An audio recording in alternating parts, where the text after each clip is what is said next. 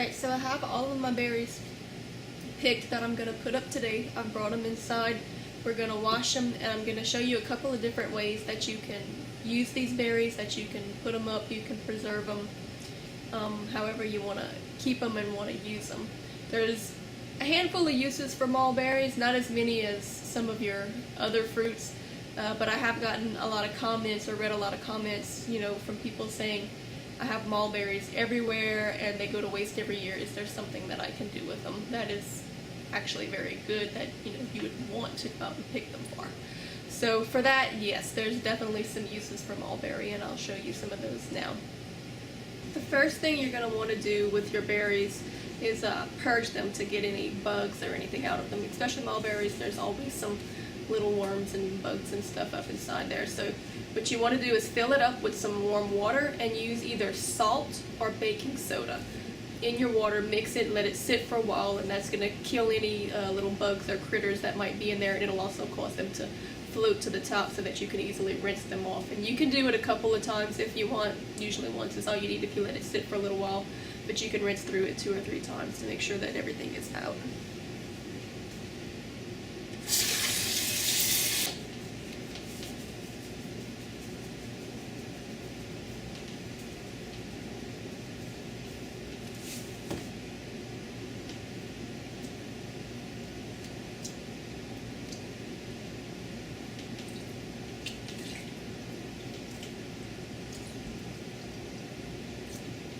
Already I can see lots of little tiny critters coming out of there, and I smell a stink bug. Get nasty.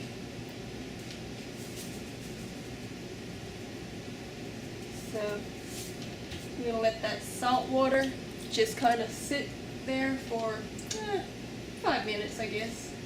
And then I'm going to come run fresh water through it, because all the little tiny critters and such are going to float to the surface. So I'm just going to run my fresh water straight into it and let them run right off the top.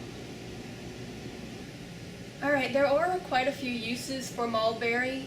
Mulberry is very, very good for you. You can search back through the channel to previous videos on harvesting mulberries to get nutritional and medicinal properties to them. So they are very good to eat. You don't want to let them go to waste. There are uses for them. People make mulberry wine. I don't drink, so I'm not going to use them for wine, but you can make preserves with them, jellies, glazes. Makes a very good glaze to put on top of vanilla ice cream. It is a more mild berry, so for your preserves and stuff, you can mix it with other fruits to make it a little bit more of a predominant flavor. But it does make a very, very good pie, and if you just try one of these pies and see how simple it is to make it, you won't let your berries go to waste anymore, because these trees really do produce a lot, but many people, other than eating them straight off the tree, don't really have a lot of uses for them, so a lot of it goes to waste. And I can tell you, this tree, oh my gosh, it has been like Jesus and the fish and the loaves. It doesn't matter how many times I harvest this tree and clean it out, I go back the next morning and it's completely loaded down again. So just this one little tree is making a ridiculous amount of berries that can be put to good use and can be saved throughout the rest of the year. So for your pie filling, which once you make your pie filling, which is what I'm going to do here, I'm going to make a large portion with everything, and then I'm going to freeze it into smaller portions, or you could can it if you want it and pull it out later for pies. But your basic recipe, I'm going to give you your basic pie recipe, which is a very good recipe. It's very simple, very easy, very basic, and it tastes great. But there are a few alterations you can make to it. So I'm going to give you the basic, and then I'll tell you about the alterations. For your basic pie filling, you want to take 4 cups of your whole mulberries. You can take scissors and clip the little stems off if you want, and by stems, I'll show you what I mean. See the little, how it comes, little piece of it. But this is extremely tender, and by the time the pie is cooked, you don't even notice that it's there, so I don't even bother taking mine off. I just leave them on. You can leave them on, it won't cause a problem. But you're going to take 4 cups of your regular berry. You're going to put that in a bowl, and to that you're going to add 2/3 of a cup of sugar and 1/2 cup of flour. Now, you can use cornstarch if you're gluten intolerant and can't have flour. The only difference, it'll still taste great, but I prefer it with the flour because it gives your pie almost like a dumpling kind of flavor as opposed to that kind of gelatinous pie filling. It makes it a very different pie, but it makes it very good. So you're going to put, and that's all that there is to it, you're simply going to put 2/3 a cup of sugar, 1/2 a cup of flour to 4 cups of berry. You stir it all together, and as the berry juices come out, it's going to all blend together. Put it in your pie filling, put a couple of globs of butter right on top, seal your pie in, bake it. Very simple, makes a great pie, served with a scoop of ice cream. But I'm going to do it a little bit different. Now, if you wanted to add a little bit more flavor to that original pie recipe, you could do cinnamon, nutmeg, allspice, that kind of thing to give it a little bit more of a seasonal pie kind of taste. But what I like to do to give it a sharper taste, because the berries are a bit mild, is I like to add dewberry juice to it, or blackberry if you have blackberries where you're from. I love the flavor of dewberry. It's everybody's favorite berry. Problem is they have these tiny little seeds in them that get stuck in your teeth, or if you have diverticulitis or any kind of stomach problems where you can't handle the seeds, well, then you don't get to eat them. Plus, it's a pain to harvest. We harvest them every year because we love them, but it really is a labor of love. There are thorns all over these briars. They're thick, they're hard to get through, they're full of snakes. The snakes love to hide in them. It's full of poison ivy, weeds, it's in the heat, you gotta go out and find them. It's always in the worst places, the hardest places to get to. So they are a bit of a pain to harvest as opposed to mulberries, which are very easy to harvest. So I kind of like to mix it. I'll put the mulberry berries all together with the dewberry juice so that we don't get the seed, and it kind of gives the mulberry pie a bit stronger of a dewberry taste, so it kind of stretches your dewberries without having to go through the trouble of picking that many dewberries and then putting them all in one pie.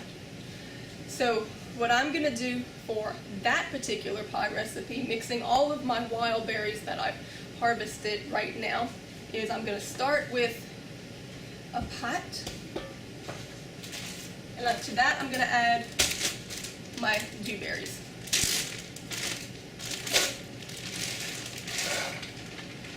And I'm doing a big pot because I'm obviously making more than one pie's worth. I'm going to make enough to put in the freezer. And there's a couple of different ways you can do that as well. You could can the jars in canning jars once you make your pie filling, or you can put the pie filling in the freezer in one pie servings, or you can make your crust, and I'll show you after we make the filling how to make a really awesome crust. You can make your crust and you can make your pies with the filling and everything in them, kind of halfway bake them, and then put the whole thing in the freezer. Take it out later whenever you want. I like to use little muffin pans to make small pies, or little tart pans to make little tarts, because those you can freeze and pull out throughout the year, just like you would go to the store and buy a pie, frozen pie out of the freezer. Put it in the oven, heat it up, finish cooking it. It's awesome. But also for the stuff because that's going to last a couple months in the freezer, but it may not last all the way to next year before that starts to get a little old tasting. So for the rest, I'm just going to freeze the pie filling and make it with fresh crust later in the season. But since I got to make crust to show you how to make this crust anyway, I will be putting some in the crust in the freezer. So for starters, I'm going to start with my dewberries. All right, now that it's on the heat, the dewberries are on the heat. What I'm going to do now is simply stir it, and I'm going to take a potato smasher and smash them up, and all I'm really doing is softening the berries with the heat and with the smasher to just get all the juices out. I'm going to continue to stir and smash until all the juices are out, and then I'm going to get all of the pulp and the seed out and leave only the juice, and then after that I'm going to add the mulberries.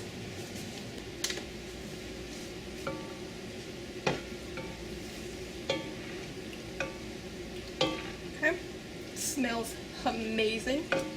And it's one thing you'll notice about dewberry, that as you heat them up, they kind of turn red again.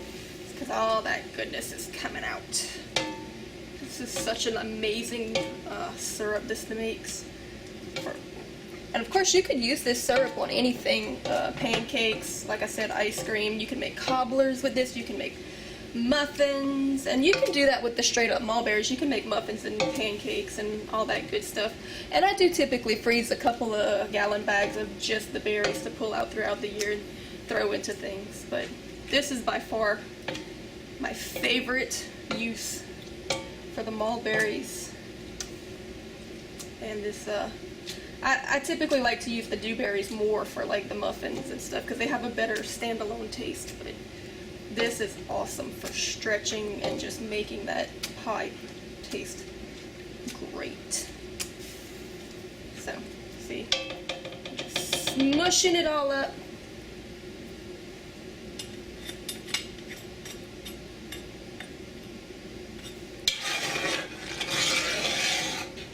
And then I'm gonna leave it to kind of cook a little bit more. And then the way I'm gonna do to take this out, I've got this. Of course, you could run this through a wire sieve or anything like that, but I'm just going to take this spoon, which has holes in it, and smash the juice back out. And then throw the pulp away. Or you could use the pulp for other purposes. Of course, we don't actually technically throw anything away here. We feed it to the wildlife and our yard animals, livestock. Feed it to the livestock. After this has been heating for a while and I've smashed it all up with the smasher, there's a lot of juice loose in this pot. I'm gonna take, now you can do this with a wire sieve, it'd be very easy, but if you don't have anything like that hanging around, I got this spoon that has holes in it. You could use a spatula or really just anything that has holes in it. I'm going to scoop up a big spoonful of this pulp with the seeds in it. Take another spoon on top. Smash that juice right through.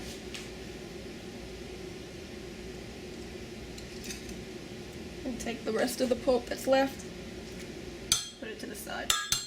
That won't be wasted. Actually, I'm going to press it one more time to get some more juice out of it, and then whatever's left will go to the livestock outside.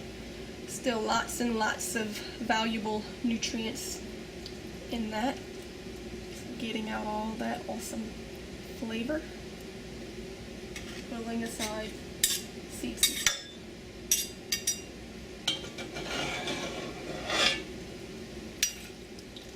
And again, only doing this with the dewberry, not with the mulberry, because of the seeds. The mulberries don't have those harsh seeds in there. They're very tender.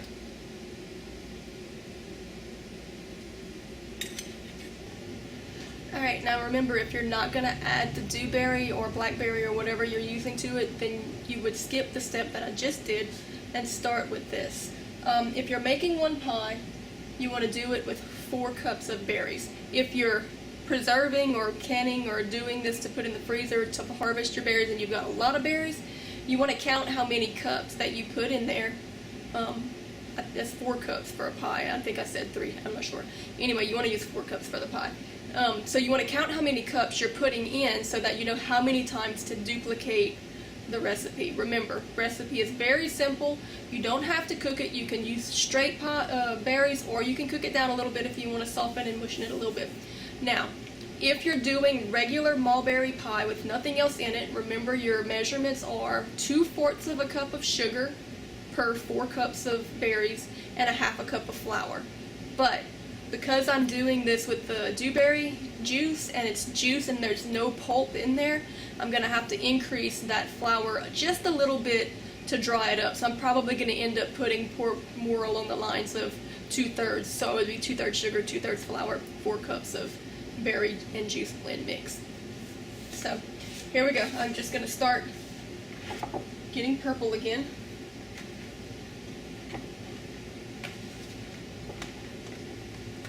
And I've got this right here holds, yeah, I know I'm making a mess, it's okay. It holds 2 cups, so I'm going to count for every one of these I put in until I know exactly how many cups of berries I have in this pot. Alright, now I'm going to add my sugar. and I finished putting my berries in and figured out that I have 14 cups of mulberries in it.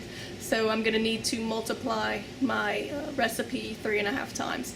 So I'm going to end up having to put a little over 2.5 cups of sugar.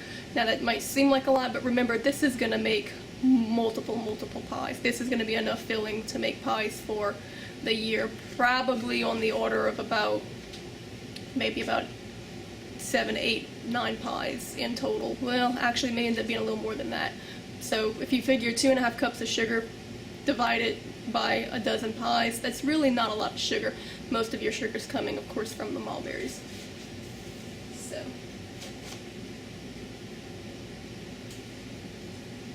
and doing the same thing with the flour. Now, at this point, you could just mix it all together, put it right in your pie pan. That's how you typically do it. But if you want it, you could cook your berries down just to soften them a little bit more, especially if you have the stems on. You may want to do that, but you really don't have to. It's extra steps.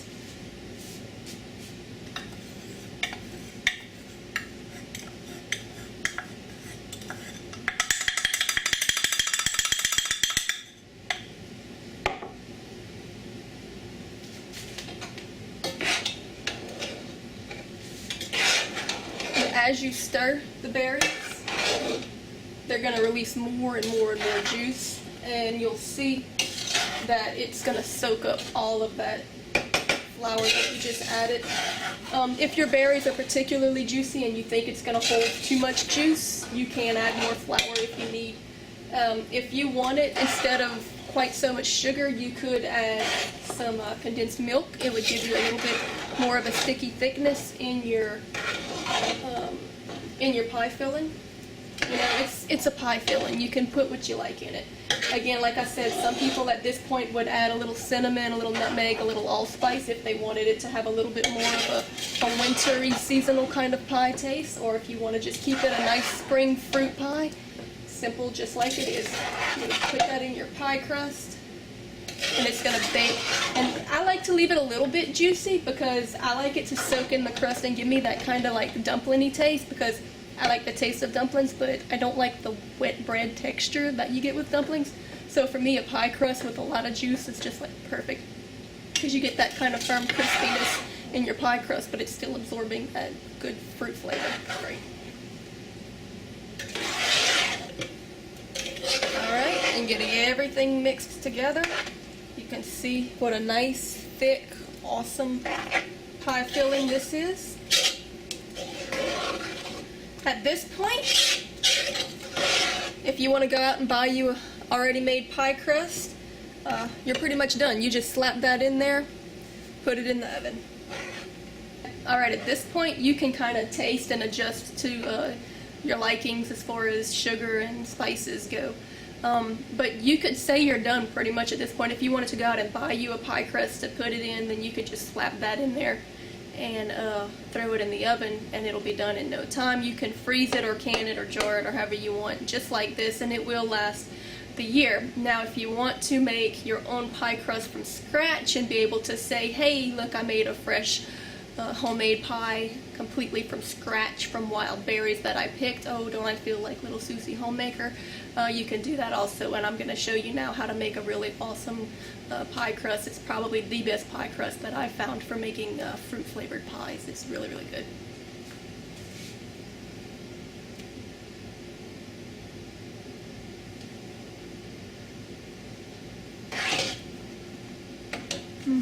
But for your pie crust, the ingredient list that you're going to need, and I'll give you the basic recipe, and then as usual I'll give you the alterations. You're going to need 3 cups of flour, all-purpose, not self-rising. You're going to need 1.5 teaspoons of salt, any kind of salt. I typically still use sea salt even with baking. 3 tablespoons of sugar, 1 egg, 1 cup of shortening, which is the original recipe, 1 teaspoon of white vinegar, and about 5 tablespoons of water. Now, alterations. I do not use shortening. So, I substituted for about 2/3 of that 1 cup is going to be butter, and the last third is going to be non-homogenated, GMO-free coconut oil. If you don't have coconut oil, you can actually replace the whole thing with coconut oil. I love coconut oil, it's very good for you. But if you don't have coconut oil, you can replace it with butter if you don't want to use the shortening. So, and of course you don't want to use synthetic butter, natural butter. So, to go ahead and make our pie crust, we're going to start with our 3 cups of flour.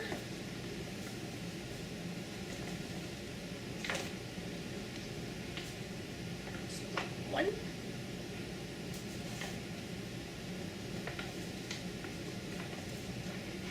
2 and 3 cups.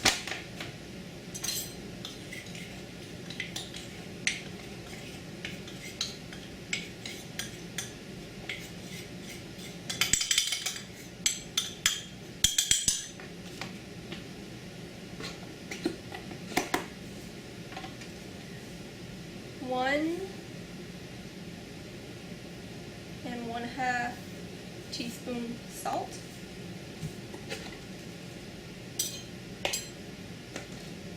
3 tablespoons of sugar.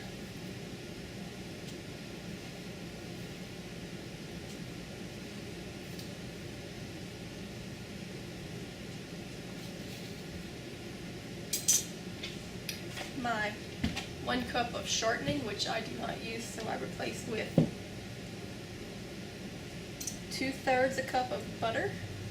Plus, I love butter taste in anything baked, so I would usually replace it with butter.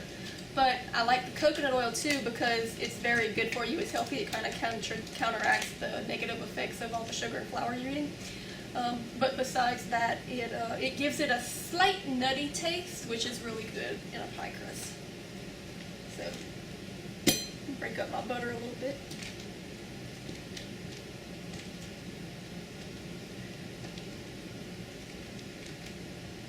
That's 1/2 cup right there. I'm going to use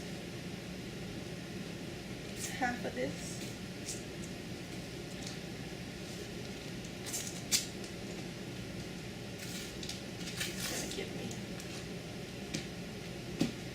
Save the rest of that stick for lining my pan when I bake my pies, and also for putting in the actual pie filling, because remember, you want to add a little butter to your pie filling before you close the top. Okay, and then the last 1/3 in coconut oil.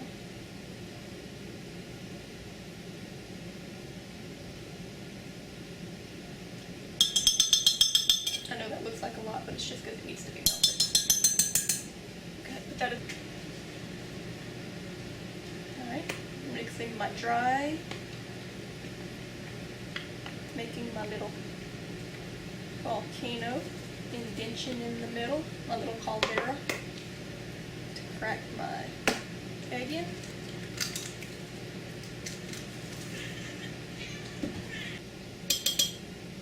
Alright, folding my egg in a little bit. Put my melted butter and coconut oil.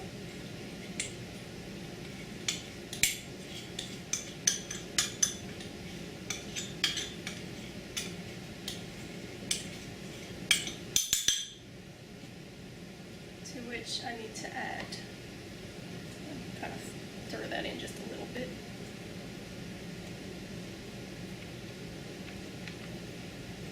Okay, I'm going to add my 1 teaspoon of vinegar.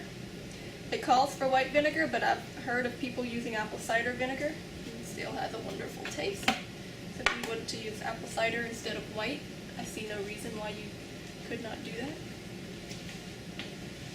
And then my 5 tablespoons of water.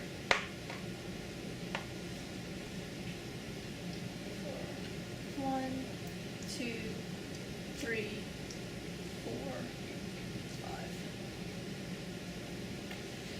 And mix it all together. I'll kind of tilt it a little bit for you, so you can get a gauge of the consistency. And of course, as always, I can't do anything right without getting my hands dirty. So I'm gonna fold it by hand, knead it a little. And as with all doughs and pie crust and whatever, at this point you kind of just gauge. If it's a little bit moist, add just a sprinkle more flour until it's the right texture. If it's a little bit dry, put a sprinkle more water. Because these things do vary depending on weather, little minute differences. For example, when I made this a few days ago, it was dry and I had to add a little bit more water. Today I'm making it, it's a little bit moist, so I'm going to sprinkle just a tap of flour on it and roll it.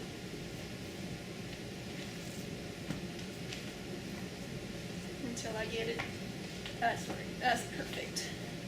A nice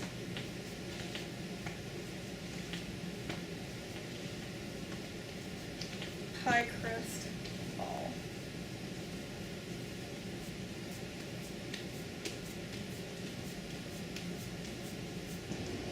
Alright, once your dough is made, you're going to want to let it set and rest in the fridge for about 10 minutes before you start to roll it out, which is perfect. It gives me just enough time to kind of clean up the mess that I've made making this, put everything up, and get my area set to start rolling this out and cutting it into cute little pies. Okay, to make our pie crust, what you want to do is get you a large clean surface. Start with some flour. Of course, if you don't know by now, everything I do makes a mess. Spread your surface.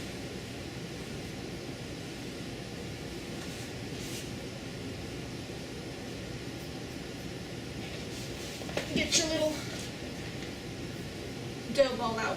Now, if you're making a regular large pie, like you would see, at the holidays, you would want to cut this thing in half. Roll half out, make your crust, roll the other half out, and put it on top. And for me, I find the easiest way of picking it up once it's rolled out is that once you're at the end of it, pick the end of it up and roll it back. I'll show you how to do that in a minute. We will want to roll the rolling pin in flour so that nothing sticks to the rolling pin. But I'm not actually going to be making a large pie because I did one of those a couple days ago. So I'm going to be making some little pies and some little tarts to put in the freezer and to also to bake, but to take out, whenever I want. So I'm going to take a little portion of dough, kind of pat some flour on both sides of it, and start to roll it out in every direction. If you find that your dough is a little bit moist or not cooperating, you can roll it back up and start again. But this one's working fine. Okay, I'm going to show you what you mean by if it still seems a little sticky and incooperative, you can just take it, roll it back up. Of course, now it's picked up more flour from what you just did. Make sure your table stays coated.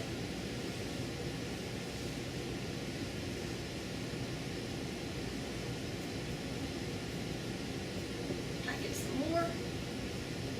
Lay it back down and roll.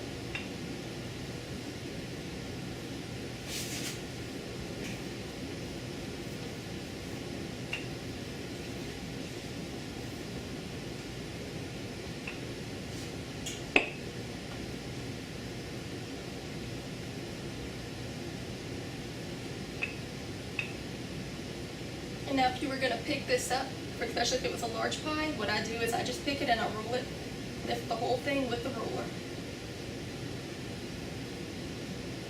And then when I go to put it on the pie, I start in the corner and I unroll it back out onto the pie. Now, I'm not making a large pie today. What I'm going to do is take these, well, you can get cookie cutters or whatever you want. I'm just using caps that are about the right size. Get my dough rolled out, and I'm going to cut me some pieces out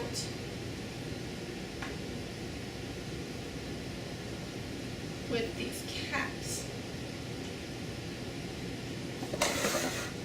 And I'm going to use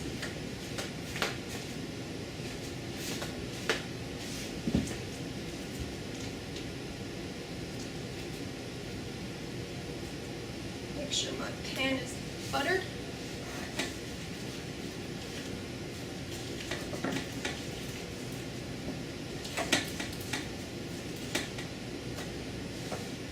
These little pieces.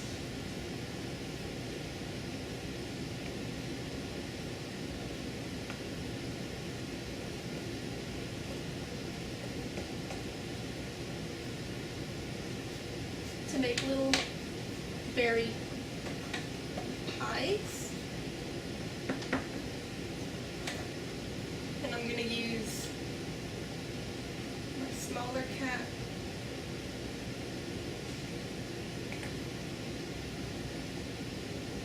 for the tops for these little tarts.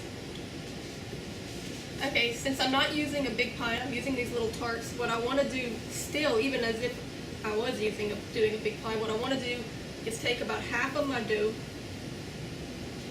and put it aside. That way I know that I'll have enough to do my tops.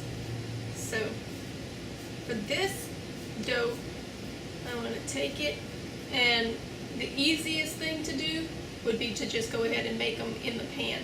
If you want to roll it out and do it all fancy, you can. I'm going to have to do that for the tops, so I'll show you how to do that. But for me, for the bottom of the pie crust, it's just as easy to just go ahead and smash that all loose right into the cup.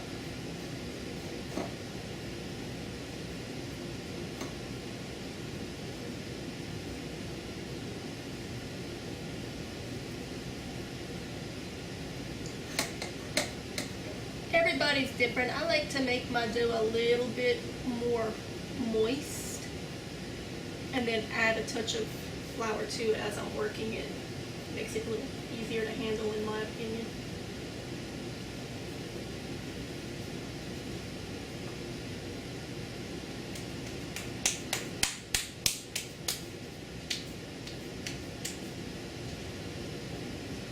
Might be a little too much.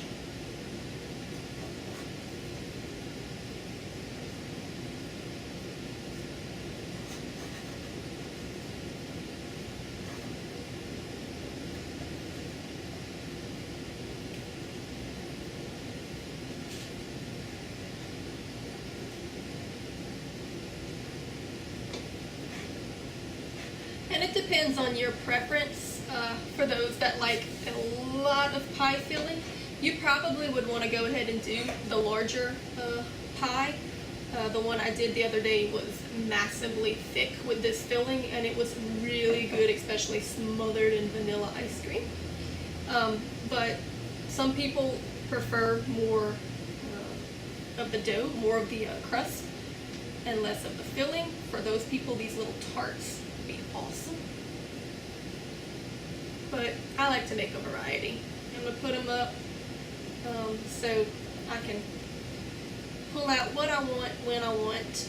Whether I want a big pie or a little tart or a little personal pie, it will all be available.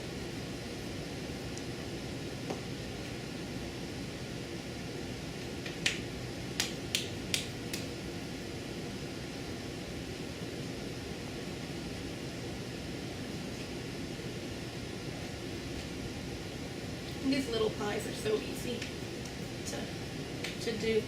Just like a kid making mud pies. Smash it out, and you get a nice little pie crust.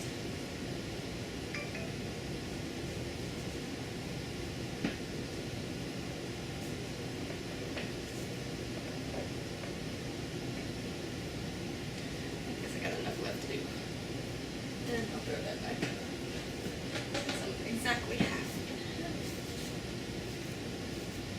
Alright, now for my top, let me make sure I'm going to have flour evenly spread everywhere.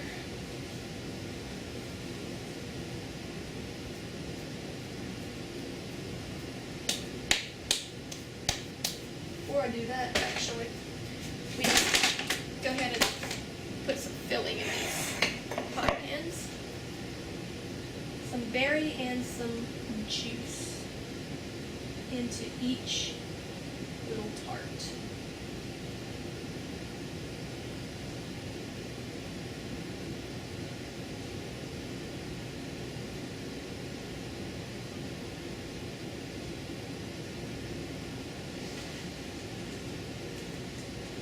And of course this is going to go a long way because I'm really only fitting about 2 or 3 berries per tart for these little ones.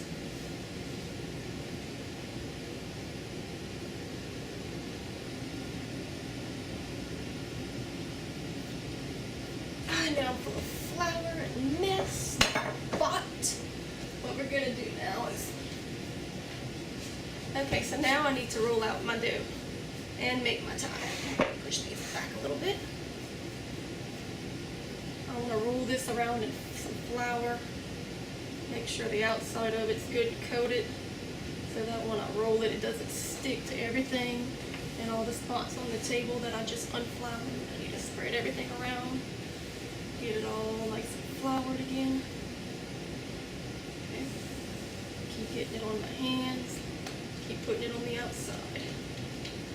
Alright.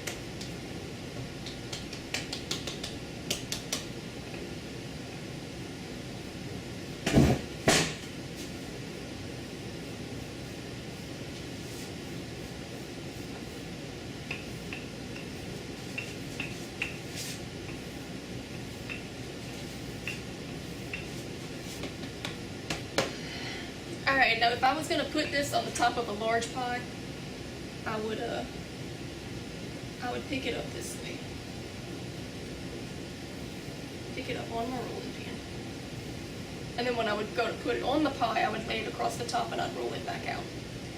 So, there you go, easy way to pick up your pie crust. But what I'm actually going to do is I'm going to use it and roll it a little bit thinner.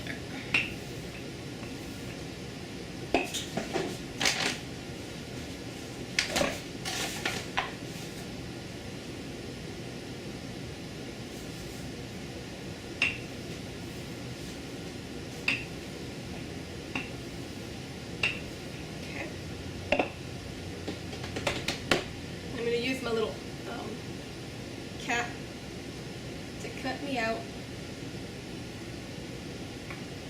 some tiny little tops of these tarts, and then I'm going to stretch it just a little bit more than what it already is,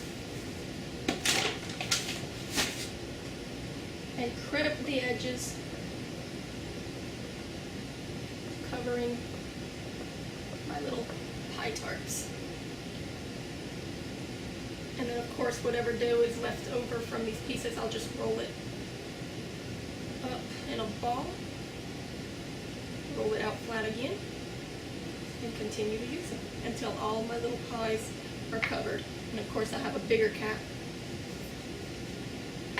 for my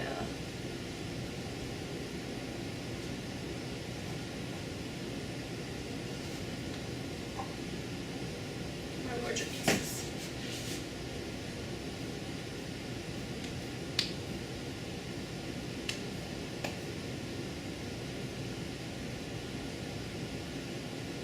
I will stretch, and you want to pinch those ends together so that these pies are completely sealed.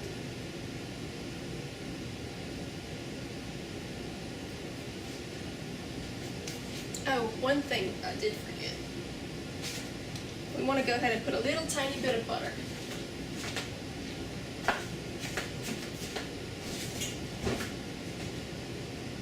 Little bits of butter on each pie so that that melts down over that as that cooks. Keeps the insides nice and flavorful and keeps it from drying out too much.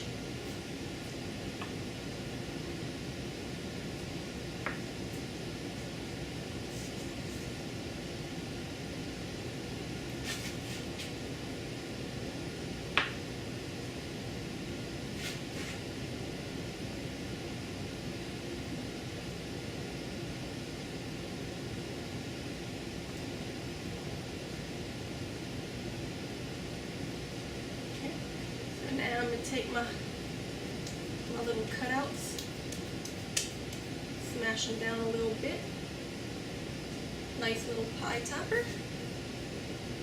Come and put it right on top. Smash the sides in.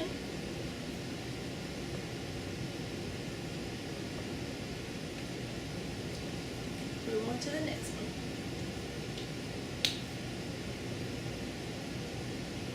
If they seem a little bit sticky, just put a little flour. They'll come out perfect. And the same thing goes for my larger one.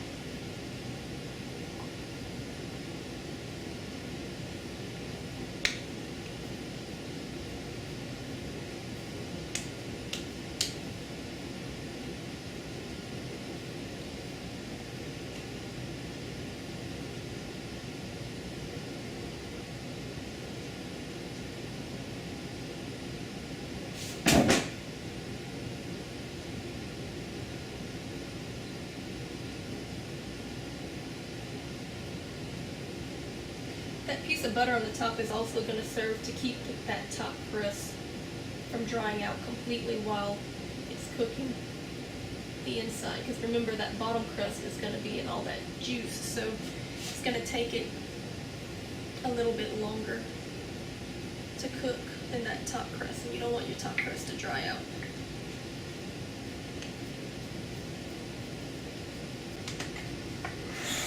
Alright, I have all my little pies made and topped. You want to take a knife and poke just a little hole right in the middle of each so they can steam and your top won't explode.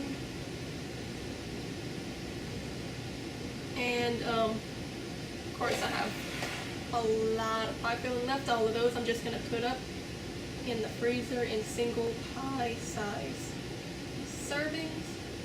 This you want to chill in the refrigerator for about 30 minutes before you put it in the oven. Heat your oven to 400 degrees. Place it in the oven for about 10 minutes at 400 degrees and then drop it down to 350. These small ones you want to do it for about 30 minutes. If you're doing a regular size pie, for about 45 more minutes, checking it at the end until it's done. Then you want to take it out and let it sit and cool 30 minutes to an hour so that the juices inside have a chance to kind of solidify just a little bit, firm up. You can eat it hot, it would be fine, it'll just be a little bit runny, but if you let it sit for just a little while, 30 minutes will be good. It should firm back up. So this stuff tastes great. It is probably one of the best fruit pies you'll ever have. Top it with a scoop of vanilla ice cream. I'm not usually a vanilla ice cream on my pie kind of person, but this particular pie, it really works with, so you want to do that.